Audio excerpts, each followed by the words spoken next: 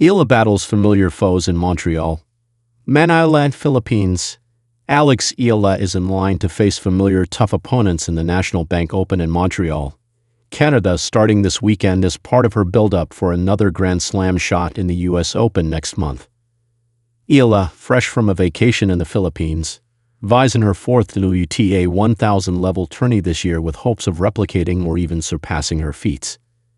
The National Bank Open, slated July 26 to August 7, will release the official draw today, and the No. 69 Eala could be in a collision course against elite foes she had faced in the Miami Open, Madrid Open, Italian Open, Eastbourne Open, French Open, and Wimbledon.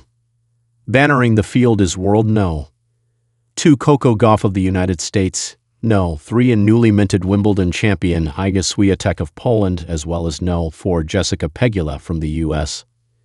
Eala partnered with Gauff in the Italian Open last summer, while Pegula was her tormentor in the Miami Open, where she became a first-time semifinalist in such level of competition.